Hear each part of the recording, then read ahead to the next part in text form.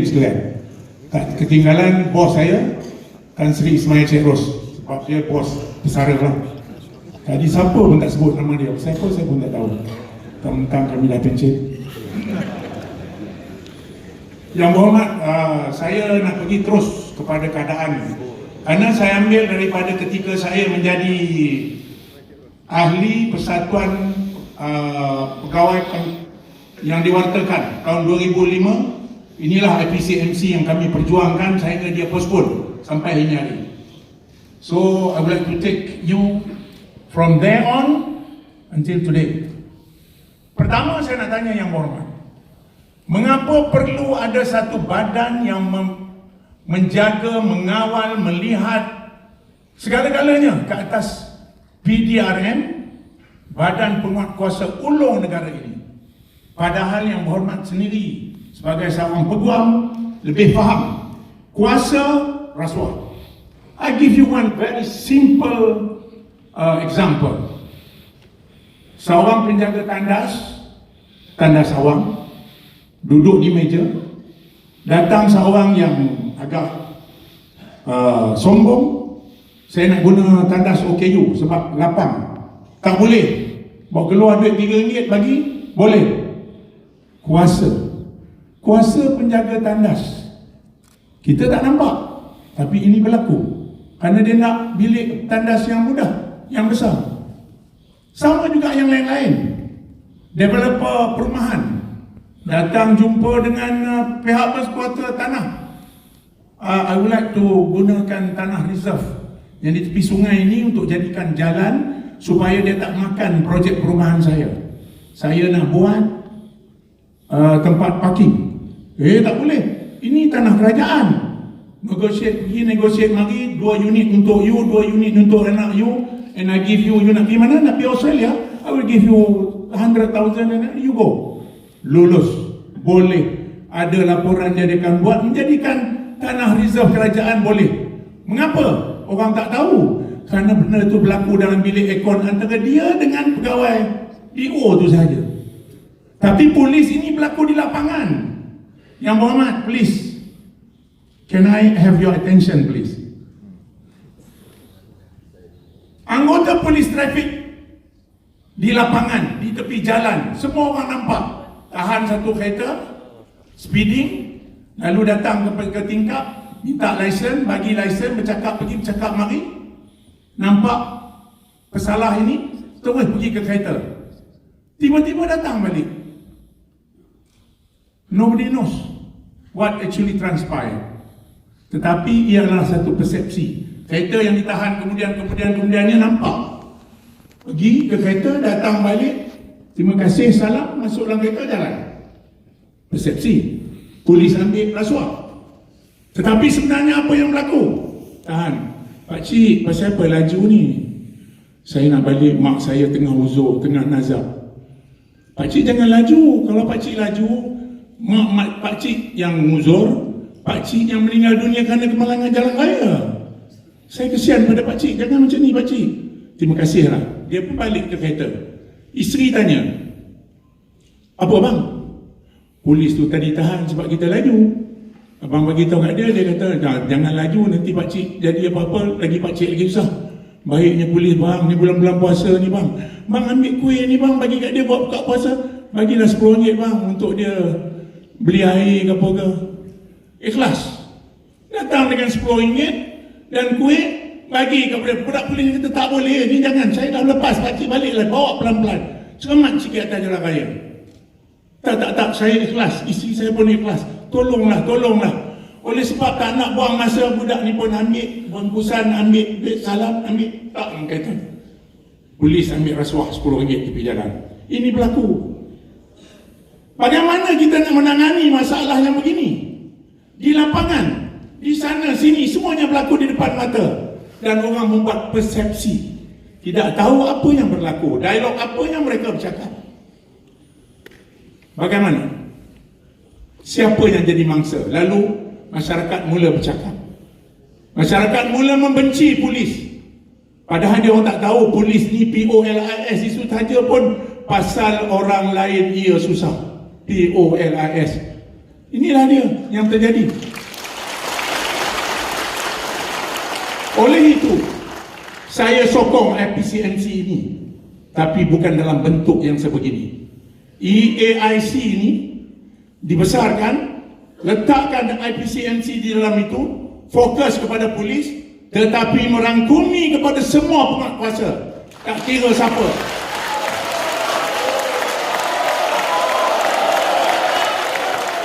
Apakah kerajaan, maaf saya gunakan bahasa yang bagi membolehkan orang faham, apakah kerajaan buta dan pekak dengan apa yang berlaku baru-baru ini dengan kad pengenalan 1,000, 2,000 palsu?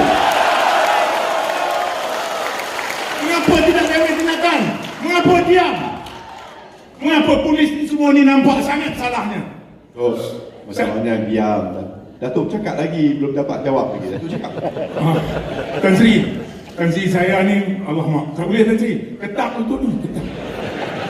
No, when I'm angry, I get shivered.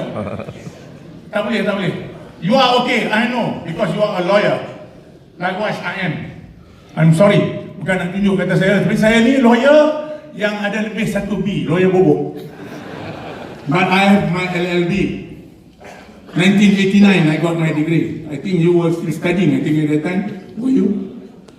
1989? Oh, you are already a lawyer at that time, I suppose. Oh yes, we were together. Anyway, inilah dia persepsi begini. Saya harap tolonglah, janganlah dijatuhkan semangat 140,000 orang anggota polis yang balik termenung memikirkan apakah masa depan aku. Kami yang pension ini pun, Tan Sri Ismail Sheikh Ros ni, tak ada kerja dia ni pun. Duduk dalam Facebook, dalam ni duduk cakap pasal ni, apa nak jadi kita ni, apa nak jadi budak-budak kita ni. He has been there. Masuk hutan, keluar hutan. Do you all know? Polis masuk hutan, keluar hutan. Siapa tak tahu? Tak ada orang yang faham di segi pertahanan negara ini bagi musuh dalam negeri adalah kerja polis mutlak. Tentera hanya apabila diminta oleh ketua polis negara untuk membantu. Tetapi bila cakap luar, oh kamilah mempertahankan negara, kamilah askar membela bangsa. Tak adanya. Musuh dua je yang mereka akan menjalankan tugas lain atas permintaan ketua polis negara. Please understand that. Ini yang ditanggung masuk hutan 2 tahun, 2 bulan. Janji 2 bulan setengah. Tak ada heli lah, ada tempat banjir lah, tak boleh balik lah. Yang nak ganti tak boleh balik lagi lah. Do you all know? No, you don't know. Dan mereka ini apakah adat dalam polis? Tuan ni apa ni, kenapa macam ni? Buat dulu baru komplain. Kau dah buat dulu, dah siap tak komplain? Apa lagi balik tidur lah. Betul tak? Buat dulu baru komplain. Betul tak? Inilah dia adat dalam polis. I was Timbalan TNT Terengganu. Nak guna tempat. Cakaplah dengan Kamarudin tu, saya nak satu perdana, suruh dia booking satu tempat di Pulau Redang. Kita datang untuk mesyuarat. Saya jawab, saya kata perdana ada 2 biji. Saya satu pakai KP, satu pakai SU. We cannot give you perdana. If you want, you take lah Proton Saga. Saya KSU, mana boleh? KSU ni bawa kereta you sendiri. Jadi isu. Ini pun jadi isu. Kita tidak dijemput untuk dinner malam itu. Kerana itu. Lalu apa dia cakap dia lagi satu? Bila orang kata peruntukan tak ada ni Datuk. Kalau nak suruh polis buat dia, orang tak peruntukan. You leave it to the police lah, they know what to do lah. Apa ini? Cuba you interpret perkataan saya tadi. You leave it to the police, they know what to do.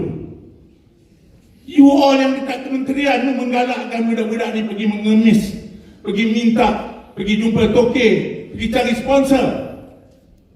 Dan bila jadi macam ni, you come after them, not after us anymore. I'm already out.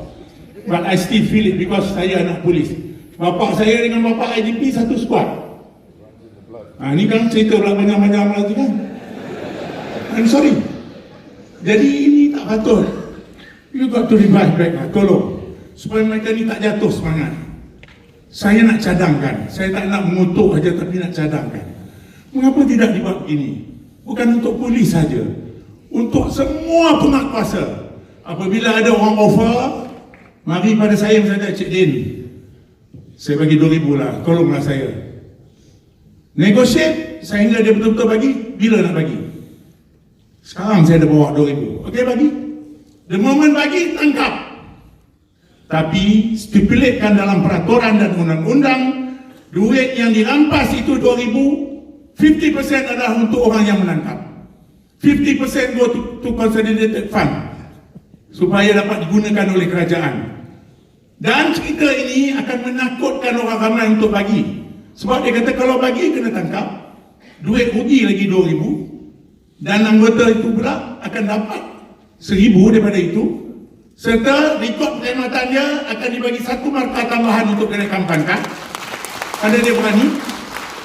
Lalu itu menjadi satu gembar-gembor yang menakutkan kepada orang yang nak bagi rasuah. Bukan itu caranya. Cara siasatlah put the whole family into agony. Balik bini berkata, tu lah abang jahat, dah gaduh dengan bini. Anak pula kata, tak nak kawan dengan papa jahat ambil duit. You see, you don't know what is happening behind the door, behind the curtain. How they suffer. Malu dengan orang berak. Duduk di berak pula, bukan duduk orang sewa. Bila balik, itu balik. Yang pencet ini pun, Tan Sri Ismail Cik Ros ni, tak ada kerja dia ni pun. Duduk dalam Facebook, dalam ni duduk cakap pasal ni, apa nak jadi kita ni, apa nak jadi budak-budak kita ni. He has been there. Masuk hutan, keluar hutan. Do you all know? Polis masuk hutan, keluar hutan. Siapa tak tahu?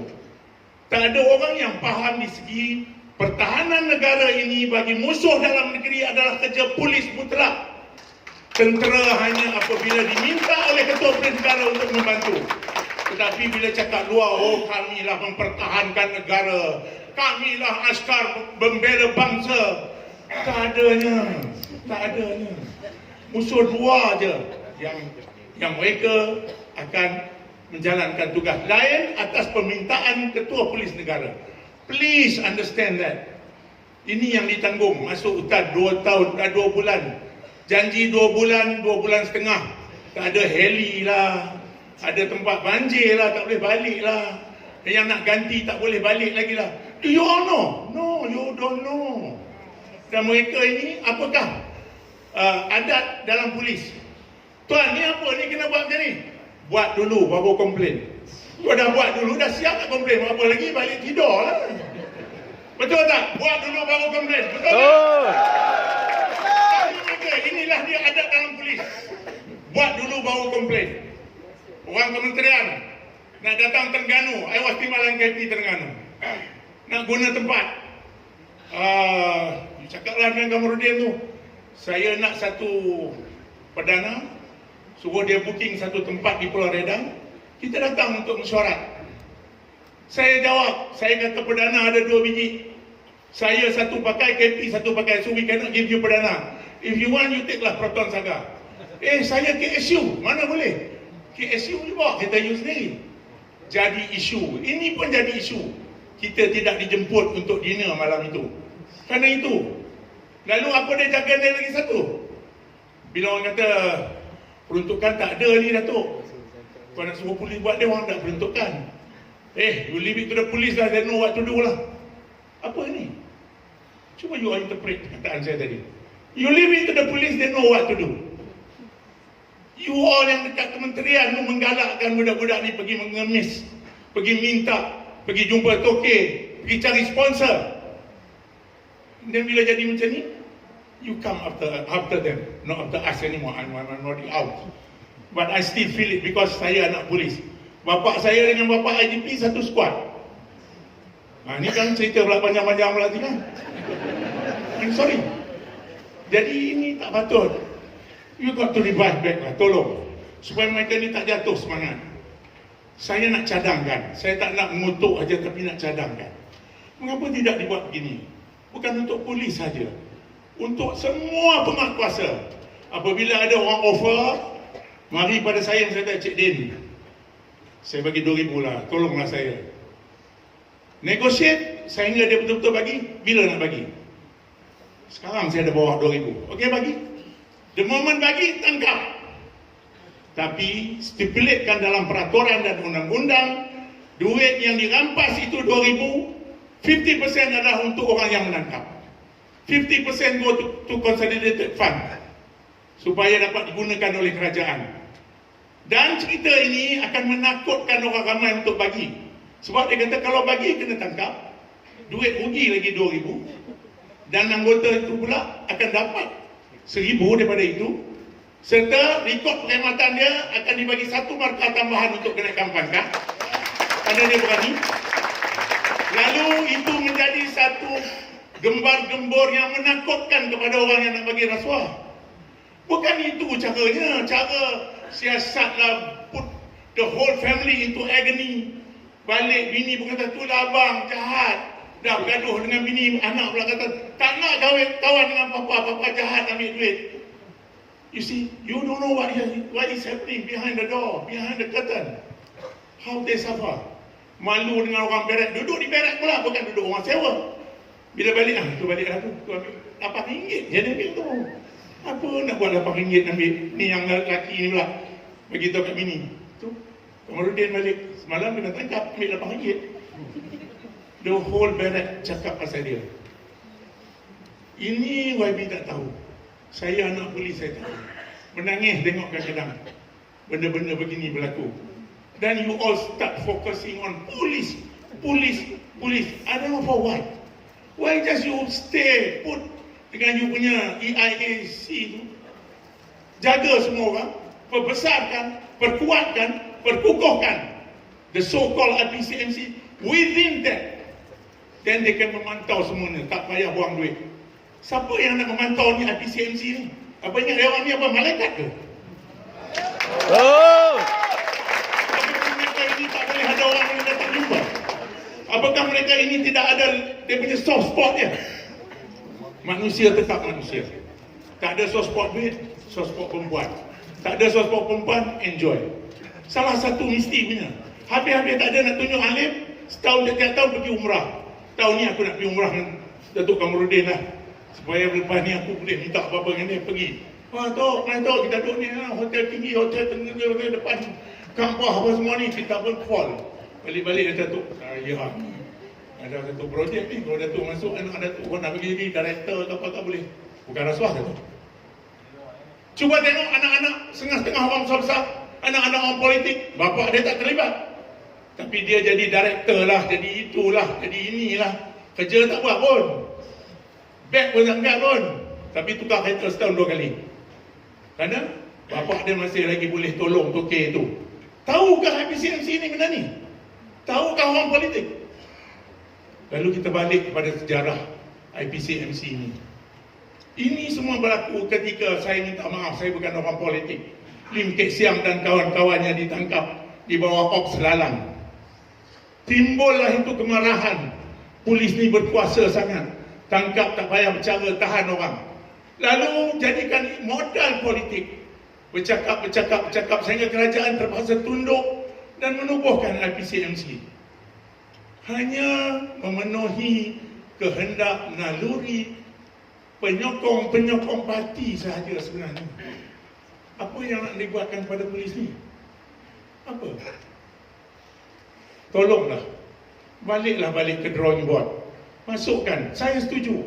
Semua ni memang kena tengok ni. Muka-muka ni bukan semuanya bagus. Dan bukannya semua tak bagus. Kalau ada tak bagus itu orang tu KP Kedah tu saya rasa tak tahu bagus.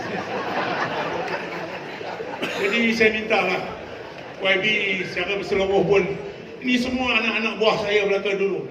Saya kenal mereka ini. Kadang-kadang menangis datang jumpa. YB sendiri tadi dalam ucapan membuatkan saya begitu tersentuh. YB sendiri sedar. Hari raya, orang beraya, kita tak beraya. Apakah YB ingat anak-anak di rumah tak pernah bertanya? Apa siapa kita 3 tahun dah tak balik raya dengan atuk? Because YB is not there to answer. Bapak ini yang jawab. Lama-lama dia kata apa? Mak bawa lah budak ni balik mak. Alah bang, bawa kereta jauh-jauh, saya tak pergi pasar, berani lah bang. You got to berani lah. Abang tak boleh buat apa ni, dah 3 tahun dah tak balik, kesian budak ni. Mak pun duk tanya-tanya. Selalu kita balik, orang dah raya habis, dah adik-adik semua dah balik, baru kita balik. Dan sedih dan sedih. Memang sedih. Siapa yang tak sedih angkat tangan? Aku nak bagi penajam tuan. Saya minta maaf YB. YB kena tengok dalamannya. YB kena tengok yang sebenarnya. YB kena tengok yang betul-betulnya. Jangan YB tengok kepada persepsi semata-mata. Kerana orang yang buat persepsi ini seperti orang yang tengok bola lah. Woi bodoh, bagilah dekat wing. Bodoh. Kalau saya jadi pemain tu, saya tengok tang mana bunyi bodoh tadi. Keluar waktu second half, buka kasut ni, tolong pergi ganti. Saya masuk dalam. Orang yang cakap ni lebih kurang macam tu juga. Polis ni tak boleh, polis ni tak boleh. I got to be very crude, but you got to take it with a pinch of salt and see bagaimanakah perasaan mereka ini. Sebenarnya mereka adalah dalam keadaan tertekan. Apabila seseorang itu melakukan kerja dengan keadaan tertekan, segala-gala keputusan yang dibuatnya tidak pernah betul. Inilah jadi. Dan kuasa ini seperti mana kata orang, memang kuasa ini korup. Absolut kuasa akan jadi korup semata-mata. Saya minta maaf sekali lagi dan saya harap YB ambillah iktibar kepada apa yang saya sampaikan ini. Wabillahi taufiq wal hidayah. Wassalamualaikum warahmatullahi taala wabarakatuh. Saya bagi saya punya return submission ni kepada YB dulu.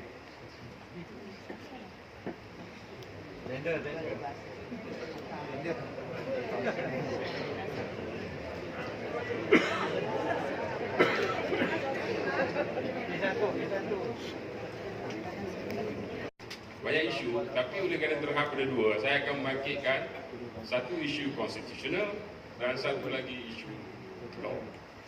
Baik, sebelum saya bercakap, saya ingin menyatakan dua perkara. Yang pertamanya, polis ini dianggap bertugas 24 jam. Section 19 Akta Polis 1967. Ini yang kata polis bertugas 24 jam. I find it difficult untuk cari public servant, public officer yang lain yang ada tulis kataan yang dia dianggap bertugas 24 jam. Tak ada. Yang keduanya, untuk sesuatu undang-undang itu dihormati, for the law to be respected, dia ada 3 perkara. Ya. Nombor satunya, the law must be clear. Jelas. Yang kedua, the law must be certain. Dan yang ketiga, kalau law itu menjadi undang-undang, enforce, it must be consistent. Ya. Jadi tema saya akan berkisar sini. Jadi saya akan pergi kepada isu pertama, iaitu isu konsti. Memang saya faham bahawa IPCMC ini akan terbit, dibenarkan melalui artikel 140 clause 1. Dan kuasa-kuasa disciplinary control daripada Suruhanjaya Pasukan Polis akan beredar daripada Suruhanjaya kepada IPCMC Commission apabila operasional nanti. Jadi saya ada beberapa isu konstitusional ni, tetapi saya dah berjanji dari satu isu saja yang saya akan timbulkan. Jadi saya akan bercakap kuasa komisen untuk buang kerja, the power of dismissal. YB, polis ni ada lebih kurang 130 orang, correct me if I'm wrong. Tetapi something like 70% anggota polis ini terdiri daripada constable ataupun lance corporal. Lance corporal is not a rank, it's just a rank. Dan inspector. Okey, kenapa dia signifikan? Kalau you nak ambil tindakan turun pangkat ataupun buang kerja kepada inspector ataupun kepada constable, dia dah tak ada pangkat nak turun pangkat. Constable cannot go into second class constable, tak ada. Inspektor pun dia tak boleh turun kepada sub-inspector, tak ada. So kalau anggota constable ini diambil tindakan seperti di bawah peraturan 37 PPA, kelakuan dan tata tertib, habislah dia buang. So be careful with power of dismissal that will be given to commission ni. Sebab inspektor dan golongan inspektor dan konstable ni. Jadi kenapa saya kata begitu? Sebab saya diberitahu di pelbagai forum bahawa kuasa IPCMC ini you tak boleh challenge.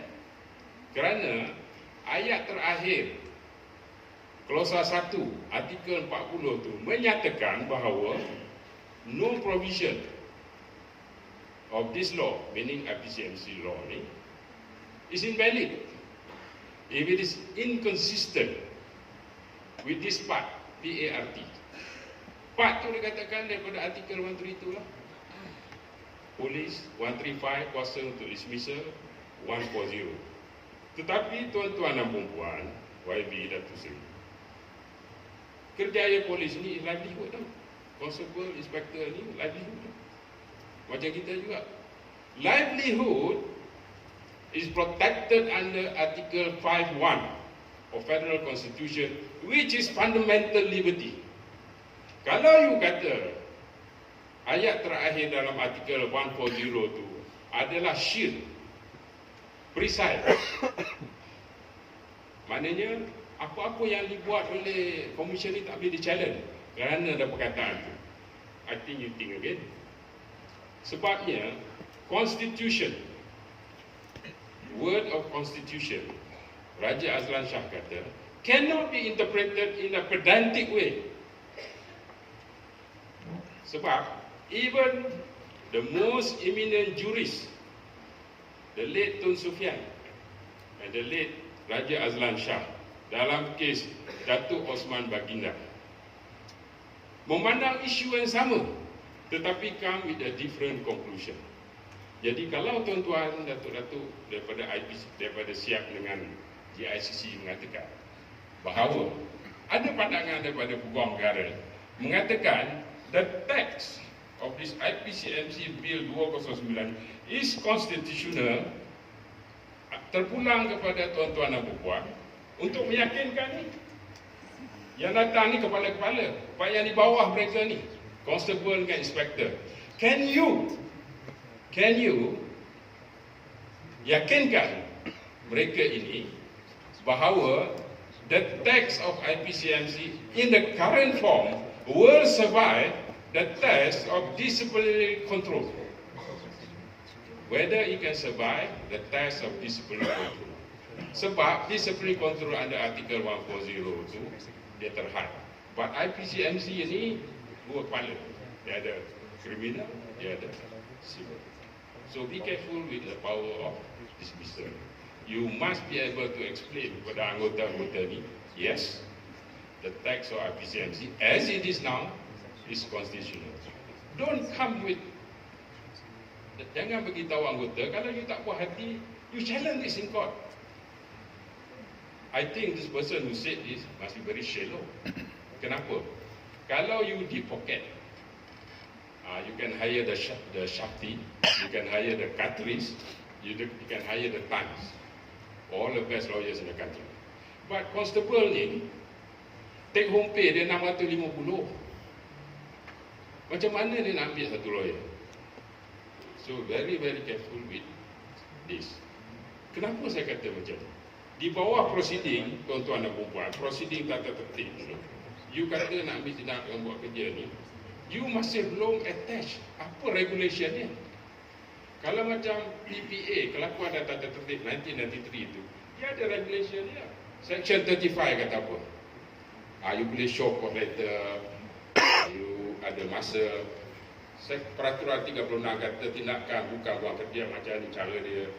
Peraturan 37 mesti ada prima facie case, you boleh ambil tindakan tata tertib, buang kerja turun pangkat. Ada. Tetapi dalam IPCMC ni tak ada. And you ask this officers untuk sokong pada you. Are they going to be blindfolded? That is the issue you. Nanti you kata, betul YB. Tadi YB kata kita akan pindah banyak. Memang baguslah kalau rumah dah siap, pahat masih berbunyi. Tetapi benda ni you must come clean with anggota polis. Apa regulation you nak buat, untuk proceeding tata tertib ni. Ini siap kita tahu. Tetapi IPCMC ni belum ada. Okey, yang kedua, I don't want to waste much time. Ini kuasa CPC ni yang nak bagi kepada IPCMC ni. You again must come clean. You kata Section 29(3) dibaca bersekali dengan Section 47, the Formation of Task Force dan sebagainya ni. You akan diberi, dahlah you ada kuasa di bawah IPCMC ni, you ada kuasa CPC lagi. Okey, you kata kes kematian dalam custody, you kena lapor kepada IPCMC. Now I want to ask you this question.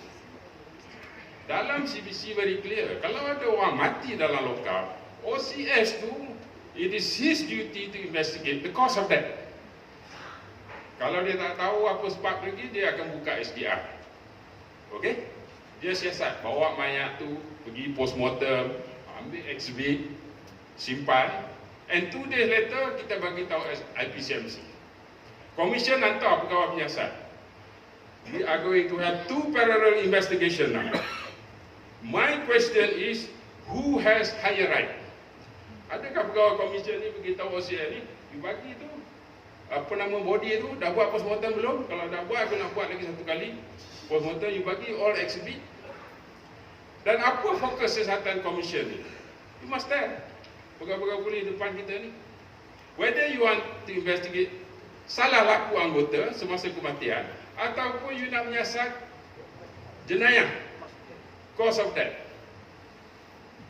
You will have 2 parallel investigation. It is not clarified under this IPCMC bill.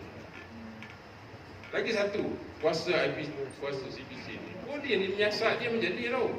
Kalau ada laporan, OCS akan classify suitable or non-suitable. Under what section? Baru buka IP. Then, dia ada 120 hari.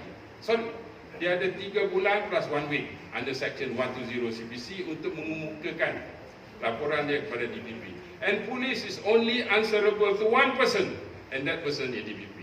Sekarang, bolehkah pegawai komisen ni minta IP ni atau SDR ni pada polis? Because there are powers under IPCMC ni yang menyatakan polis tak boleh refuse arahan daripada komisen. Think about it. Okey, lagi satu. Apabila you nak record statement di bawah kepada masih lagi CPC ni, kalau pegawai penyiasat ni record statement di bawah Section 112, saksi itu can refuse to answer question. Kalau jawapan dia membuka diri dia kepada penalti, ya, kepada forfeiture of property, he can refuse to answer, you know. Dan kepada suspek, he can remain silent. Tetapi cuba tengok Section 26 IPCMC punya tag ni. He has no choice, no? Dia kena jawab soalan-soalan. NYB, it follows under Section 27 IPCMC ni. Dokumen-dokumen you kena bagi. Now, what happen is this. Apabila tindakan tata tertib diambil kepada dia, dia nak minta dokumen-dokumen ni untuk defense. More likely, IPCMC punya commission tak akan bagi dokumen. Tetapi, look here, di bawah CPC itu, dia very fair. No? Kalau prosecution intended to use document seized during investigation in a trial, dia kena bagi dokumen. Tengoklah Najib sekarang ni, berapa banyak dokumen yang intended to be used in a trial yang dibagi kepada peguam ni. Tetapi tuan-tuan dan perempuan, kalau tuan-tuan dan perempuan diambil tindakan untuk buang kerja yang do not know what is the regulation dalam tu, kalau tuan-tuan dan perempuan nak minta dokumen untuk bantu nak buat show cause ni, nak bantu buat representasi, I tell you they will not give. So are you going to sokong this kind of provision as is framed now under IPCMC? Think about it. YB, saya bukan nak find fault, tak ada. In fact, I value this forum. And I take from IDP tadi kita be very honest dengan kita punya argument supaya at the end of the day IPCMC bill if pergi kepada committee stage ni, it gives you some idea to maybe for the betterment of the. I'm not here to find fault, but I'm here to give an honest statement. The reason why many rank and file in the police force ni, dia tak tahu dan sekarang dia punya moral tutur sebab the law is not clear. No, the law is not certain. The law is not clear. Jadi let it be clear, certain, and you want to apply it, let it be consistent.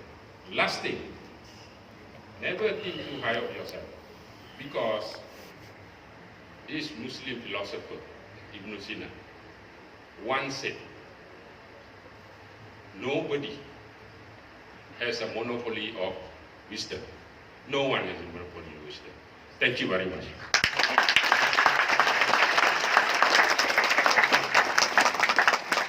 Sebab nak tuju PRM mana? Saya untuk makluman Tan Sri, semasa saya sarjan, saya terlibat dengan perbincangan IPCMC ni di dalam PRM ni sampai kepada peringkat sekali dengan IGP. Kita dah bincang benda-benda ni dan saya memang terlibat secara langsung. Waktu itu saya selaku perwakilan PAPD lah. Jadi saya memang tahu benda-benda ni.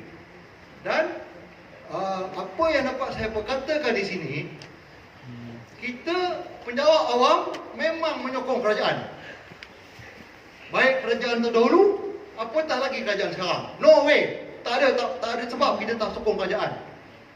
Tetapi mengapa tu salah laku tu yang kita nak katakan? Tajuk saya salah laku. Kenapa? Why? Mengapa tak kata penugasan? Jabatan-jabatan lain disebut benda-benda ni semua ni kita tak nampak. Jadi saya harap YB Yang Mohamad tolong bawa perpindahan ni pada parlimen, ubah daripada salah laku dulu. Kalaupun kerajaan nak bawa, ubahkan daripada salah laku tu pada penugasan. Barulah kami rasa sedap. Ini nak tuju seolah-olah polis ni memang buat salah laku daripada dia punya atas sampai ke bawah. Saya pun rasa macam saya tengok dalam buku ni sampai dia kata kalau polis negara salah pun dia nak buat apa ni? Ni dalam buku ni. Apa dia sebut itu?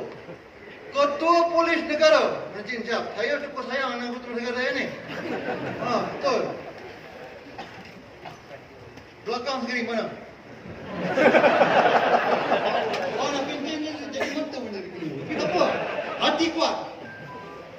Ni. Ni. Lembaga tata tertib khas akan ditubuhkan selaras dengan perkara 132 pelanggaran proses sekiranya ada melibatkan salah satu ketua polis negara. Apa yang ketua polis negara nak melakukan kesalahan kan?